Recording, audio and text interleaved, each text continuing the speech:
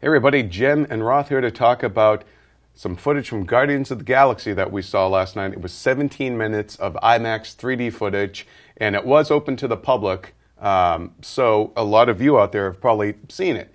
So let's tell the folks a little bit about what this footage was. Well, essentially they set you up, and it's a little bit of what you might have already seen in the trailer. So you open on John C. Reilly sort of introducing our band of merry prisoners. Yes. They've been arrested, they are sent to a space prison, and then the rest of the sequence that we saw was basically them escaping from prison. Yeah, it was a big prison break sequence. And it was sort of like setting up their rapport, setting up who the characters are to each other a little bit. Yeah, kind of forcing them to team up. And one thing that we had learned from this footage was that there were already some alliances formed, that Star-Lord and Drax seemed to have kind of made a deal together, and that Gamora, Zoe Saldana's character, was basically nobody seems to like her because she worked for Thanos. Yeah, she was like at the prison. People were hissing at her. You could tell throwing stuff, and like she'd done a lot of damage. She has been responsible for a lot of bad things that happened to a lot of people, some of whom are in that prison.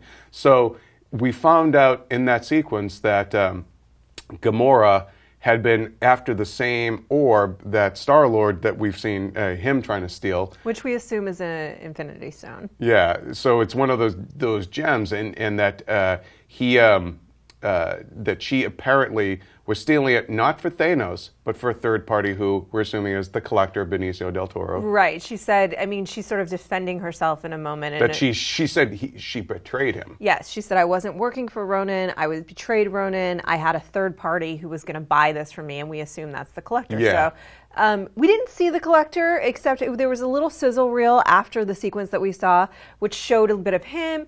It showed Yondu, Michael Rooker's character. Yondu. It showed a little bit more of Ronan fighting. Yeah. It showed some of the fight sequences, Nebula, and of course we see the throne. Yeah, Thanos' now throne. you can see this. This sizzle reel is now online as an extended international trailer or UK trailer. So that's basically what's tagged on at the very end of this 17-minute sequence. But the sequence basically was setting up the dynamic of the team, sort of how they have to kind of work together. And one of the big takeaways was really that Rocket Raccoon is sort of the brains of the outfit, and he steals the show. And it's really funny because you would assume, of course, going into this, that like the fulcrum of the group is going to be Star-Lord. Yeah. You know, it's going to be Chris Pratt. Not so. Yeah, it is definitely this little guy, and I got to tell you, you guys, anybody that it works so it really does. Well. I mean, Bradley Cooper's voice is. It doesn't sound like Bradley Cooper at all. Now that we'd heard that, like he's working on this very different voice. You wouldn't know it was. There are a few moments where you're like, okay, I kind of get it, but it's like he's channeling Joe Pesci and Pacino and like all these kind of like New York tough guy kind of actors, a little Harvey Keitel maybe, you know, and it works. It works for like this diminutive street guy. And it's funny because he's got swagger, he's got presence, he's got a really big funny personality. And he doesn't know he's a raccoon. Yeah, and this is the other thing, that there's a pathos to him. You know, there really is, because he's this cyborg raccoon that, oddly enough, had the most character and the most humanity in the group. The second standout of which is Groot, who, as you say, this is basically Han and Chewie. Yeah, he's the Chewbacca to his Han Solo, and that dynamic works. And Groot is this big innocent who, I look at him as like a big dog. Like, he can be playful and lovable, but very dangerous. If you threaten, his group, he'll turn and bite. And so you do see Groot in action, but he's mostly just kind of this big dumb lug, and some really, and one of the funniest moments. But they make, it's funny because Vin made the I am Groot, that's all he says. As we know, he actually made it work in the sense of it does mean different things. Yeah, and you start to be able to understand his language the way, like Rocket can understand what he's saying. Yeah, you know?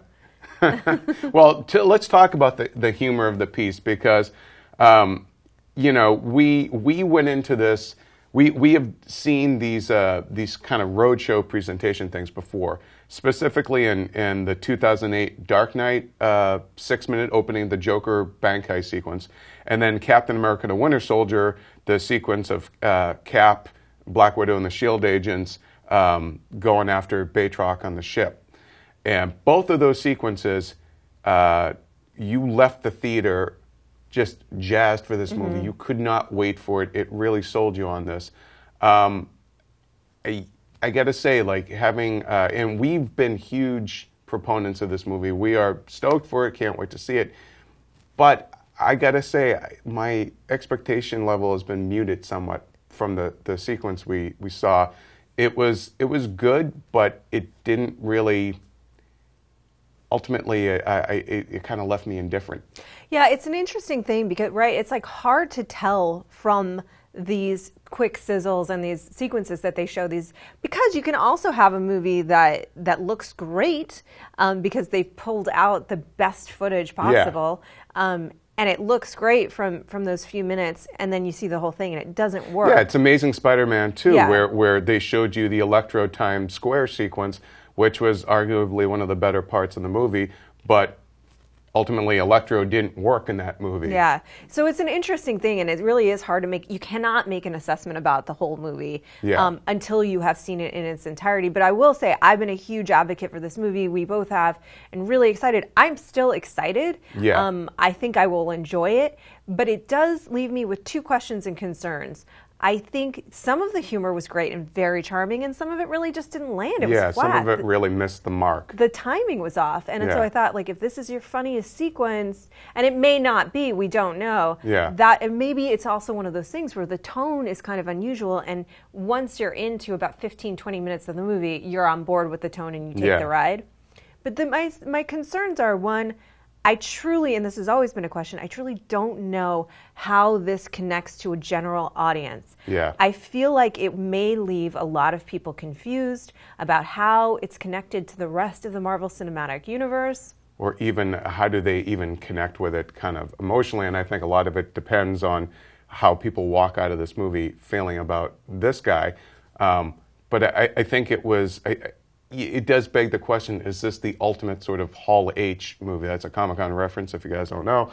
And something like a Pacific Rim or, you know, Scott Pilgrim versus the World, movies that nerds like us love or just we're all going to show up, or Galaxy Quest, something like that. But nobody else kind of is on board with it. Yeah, it's funny because you brought up Galaxy Quest last night, and I think that's a great sort of example. I love Galaxy Quest, I love and I think it too. It's hilarious. But it is a cult film. It was not a huge hit, you know. No. And it's interesting because this is a very expensive film. You can really see it in the effects work, where that money has been going. Although there's a kind of a lo-fi feel, too, here and there, which is kind of a fun mix. But how much does that appeal to a general audience, I think, is going to be a fascinating question. And we're 3 weeks out from release. We are 3 weeks out from release, and I think the real big test here is Marvel brand strong enough to get butts in seat for this movie that otherwise probably a mass audience may not be as interested in seeing. Yeah. I think if it's wonderful, I think if it's a strong, awesome film with the power of the Marvel brand and word of mouth, it will work. Yeah. But it's a really tenuous thing. It's a huge gamble, and it's like I was hoping 3 weeks out from release that we wouldn't still be having this conversation. But I can't say if this was the footage that you were trying to, you know, kind of evangelize people for, like, oh, I was so stoked, you got to go see this movie. I really feel like it was just the nerd crowd, that means us, that was already on board with the movie, showed up to see that stuff.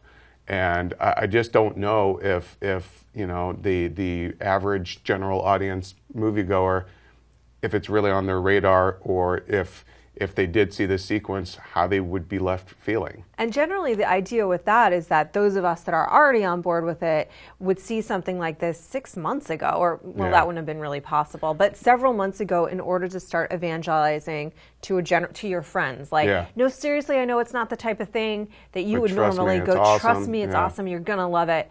And I think that's been really effective in the past with their films. Again, I liked it. I liked it, didn't love it, and I really wanted to love it, especially coming off of those trailers and how cool they were. Yeah, I think my expectations are a little bit more muted. Maybe that won't be a bad thing ultimately, because we'll be pleasantly surprised and love it when we see the whole film. They are a little bit more muted, and I do have far more concerns about this being their biggest risk and whether it will be successful or not. Yeah, and I have to say, outside characters-wise, the ones that really worked were Rocket and Groot. Yeah. Chris Pratt was fine, but not all the jokes landed. And then Gamora and Drax kind of really didn't do anything for me. Like, they were visually, you know, they have their look, but very straight. Yeah, I couldn't quite connect with them. But I'm hoping, you know, that there'll be more down the line. Maybe they'll show some more footage, and I'll be fully back on board then, hopefully. But, you know, we wanted to come in here and rah, rah, rah, but I think we're a little bit more kind of muting that a little bit. Yeah, so. But we're cautiously optimistic. Cautiously optimistic. It's not, the end is not nigh, people. That's what I'm saying. All right, well, for all things Guardians of the Galaxy and Marvel Studios, keep it locked here to IGN. Thanks for watching.